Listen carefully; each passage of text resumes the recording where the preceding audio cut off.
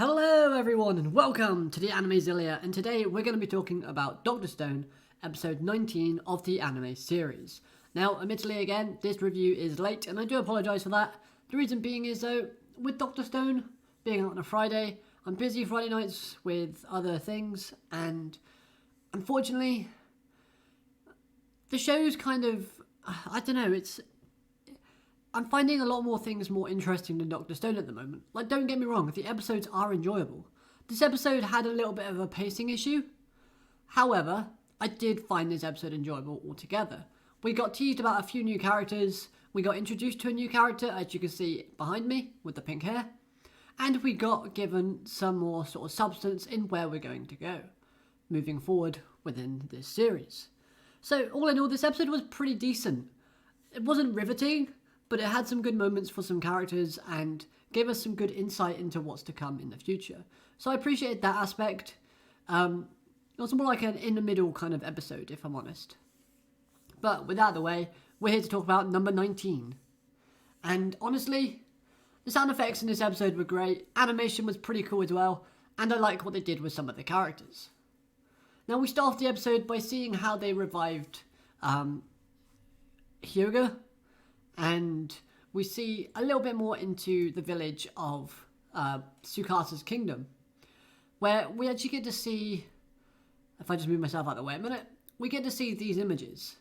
So the one up in the top right hand corner is them reviving Hyuga, and that was kind of cool because it showed us how they did it and how they found him, where they found him, as well as the fact that as soon as he came back into the human world, he basically just wrecked a load of goons. And, like, Tsukasa was like, I'm sorry, that wasn't enough for your warm-up, was it? Now, the only thing I have concerns about is he's a master of the spear. Fine, I get that. But what use does he have in the real world before it was turned to stone? Like, honestly, what purpose did he serve? Because, to my knowledge, it might be different in Dr. Stone, but there wasn't any kind of spear-wielding competitions out there. And it's just kind of weird, you know? Some guy who's insanely powerful with a spear suddenly existed all that time ago, or 3,700 years ago. Probably a lot longer than that, actually. Anyway, moving forward. We see the female character, she's talking about the old world and how she used to work, and it was almost like slavery because she would barely have enough to get by after paying rent and everything. And I get what Tsukasa is saying. The world that he wants to create is where the young lead, and it isn't a world in where they're born and they're told that some foolish rich person owns it. Because basically that's how it works. The older generation are richer, so they tend to call the shots a lot more.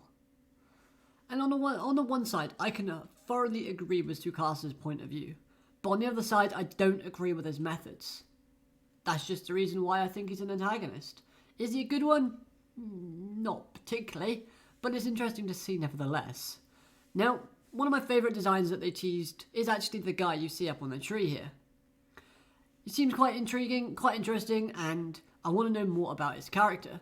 It turns out that if you look at every single character, then quite a lot of them have this kind of weird fluffy coat thing down the bottom. So, if you look on the guy sitting on the tree, he's got it along his sort of belt. Tsukasa's got it around his neck. Hyuga has one around his neck. Gen's the only character who doesn't have it.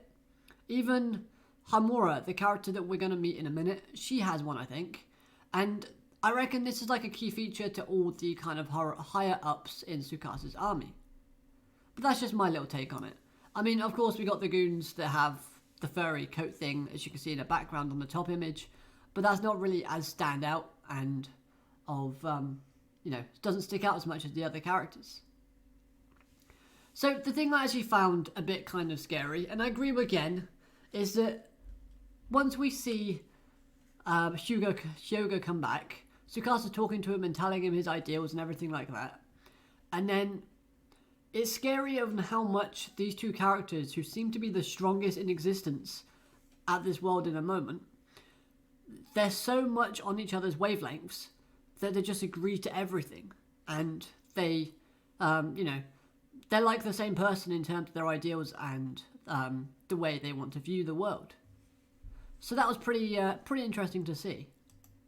Now we go back to the fight, back to present day, and we find out that the village has started to burn. The village in Ishigami is burning, and it turns out that Hyoga was actually just a distraction. So that his subordinate, known as Homura, can infiltrate and destroy the village from the inside by burning it down. They destroy bridges, and they destroy houses, almost killing the residents of Ishigami village, which is a little bit overkill in my opinion, but it's great to see how they're setting up the antagonists at this moment in time. So this is what Homura actually looks like, or Homura. I'm going to say that even though Homura reminds me of the guy from Rurouni no Kenshin, but there we go. And her design, I like it. It's different colour than what I was expecting after reading the manga, but I think the pink works. And I'm not going to lie, she does in appearance kind of remind me of Kohaku. It's just the kind of the face structure, and I don't know, it just somewhat reminds me of it. However, she's shown to have great movement and is very agile and vigilant on her feet. She seems almost like a ballet dancer, or maybe a gymnast. We don't know anything else about her personality apart from her name, or her background history. We know nothing but the name. And the fact that she's a very accomplished fighter, and she actually has a brain, unlike the other goons that are with Hyoga. So, I do have to give a good shout out to the brave little Suika. Props to this character in this episode because her dedication towards the village and its people is absolutely admirable, especially because she was terrified. And this was a great move for a character, as she showed the determination to save the village and the people by acting selflessly. She knew that the enemy was nearby, and that they didn't really have much of a chance in stopping the enemy. So what she did was she jumped in the way, and she basically became bait. She got these guys to follow her, and she actually was smart during this, because she was luring them towards the mountain in where the hot springs are, which is also where the acid pit is, that we saw a few episodes back. Now obviously this shows that she's got courage, she's thoughtful, she's kind, she's smart, and we all know this, but it's great to see it from the character. Because we've always seen her saying she wants to help, and now she finally is, and to be honest, she's helped out so much throughout the series already, but I just thought I'd give it a good shout out. Now, she does get rescued in this scene, because as she's heading towards the pit, the lake, the wind actually takes it. Apologies. The wind actually takes the is it sulfuric acid? Yeah, it takes it and basically makes it so that she almost dies. However, she's saved by her friends, and all that happens is Hyoga and Homura are left to wait for the wind to die down and settle, so that they can leave to tell Tsukasa about everything that's going on. Because another weird thing that happened in this episode was that Hyoga was like, we need to test to see if this is true. So he hits the guys that are hanging onto the tree. Now, he hits them, but it looks so much like a far distance that he hit them from. It's like, how did his stick reach that far? I don't know, but yeah, the goons die in this, and that's probably our first real death from a living person. Which is a bit upsetting, but, you know, because everyone else that had died had been statues, but I guess they are still technically living as well, but you know what I mean. You know what I mean. So all in all, a great bit and a great segment for Suika's character. So the next step is showing us in where the show will go. As we know that Tsukasa has now shown his hand, and knowing that he now knows that Senku is alive, the science group actually basically need to come up with a plan to kind of counteract it. Because if Hyoga and Tsukasa come onto the same field, ready to fight, along with their army, they've got no chance at all in winning. So they come up with a plan, and that plan is fairly simple and straightforward. They're going to attack first. But why are they going to attack? What are they going to attack with? They've only got katanas at the moment. Well, it's funny you should say that, because Senku outlines what they're going to be making in the upcoming episodes. And it turns out that they're going to be making smartphones. Yes, smartphones. And honestly, it's not going to be anything like an iPhone or an Android or anything like that. It most likely is going to be a very simple phone that just works on one sort of receiver and one giver. Because in this stone world, they don't have the resources or the technology or the time to make anything close to an actual smartphone. However, the reason why they want to do this is so they can get a tactical advantage with the communications. Basically, if they were scouting the area and they were to say to their attack team, right, there's no guards on the left-hand side, it's clear, let's go. That will give them an advantage over Tsukasa's army because they'll be able to attack without the enemy knowing. Now, the bit that I really did like about this isn't the fact is that we're getting smartphones. That, to me, not really that bothered. But it's the reactions that we get from everybody. We get these reactions right here, because Senku is explaining to them what smartphones are and how they work. And you see at the top image, you got Kohaku, Magma, and Kinro, and they're just like, what? I don't get it. How? That's impossible. Don't believe that. Oh, and Suika, obviously.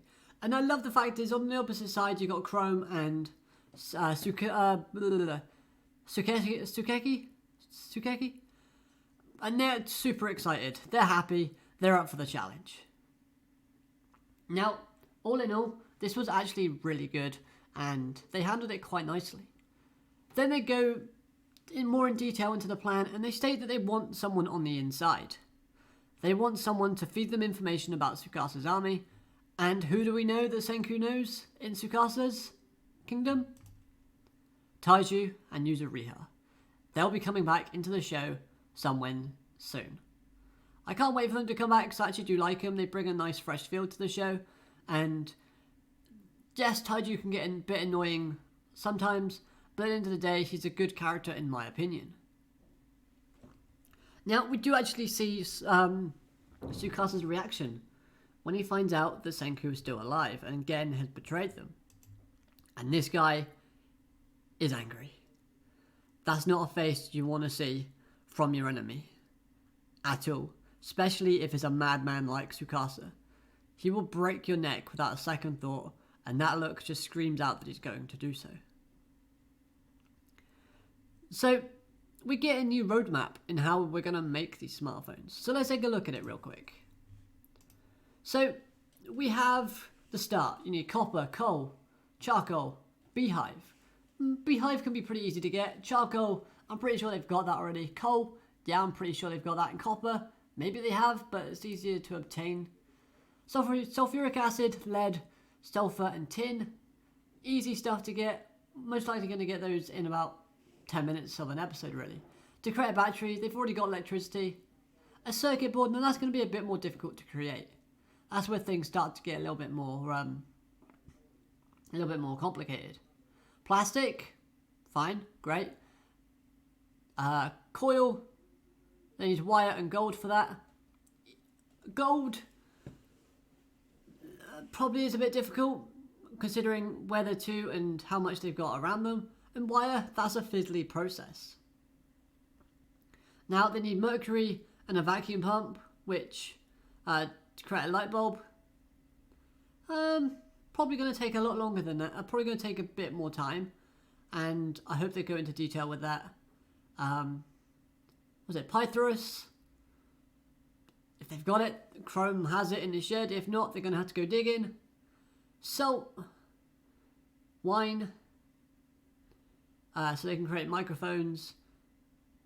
All in all, it's obtainable, but there is going to be a lot of work involved. Now, the problem I have is, and the fear that I have is that they're probably going to rush some of these things. And that's not something I want to see. I like the last project that we had with the drug, because it was everyone working together. It was committed and you saw everyone doing their own role. And you saw each step as it went. Now this time I can think like they would kind of skip a few or gloss over it really quickly because they already have most of the materials at their basic function. So that's my only concern, is that they kind of go too fast. Now, in terms of the episodes left, being number 19, I imagine there's only 6 left. Now, personally, I would like it to end on a part where they're basically ready to go in and battle. I don't want it to end on a scene where it's like, oh, okay, we've won, congratulations, yay, and then it ends. I want them to be ready to battle so that at the start of season 2, we can start off strong. And we can have that time to kind of see the process in what they're making and how they're going about it. Instead of just squeezing it into 1 or 2 episodes, I think they need at least 3 or 4 episodes for this. And that would leave 2 episodes for a fight and a defeat, which obviously they want to do it without bloodshed, but there's going to be something involved. It just always is. So that's my thoughts on this episode. Good episode, some great sound effects, especially with the boinging from Suika. Great all around, and, you know, looking forward to the next one, seeing where this goes from here. If you've enjoyed the episode, make sure you hit like, comment down below your thoughts on this episode of Dr. Stone. Any questions, just ask. Apart from that, I hope you're subscribed if you are. If not, then consider subscribing so you never miss a video from me. And until next time, I hope you'll have an amazing day, and I'll catch you next time. Goodbye for now.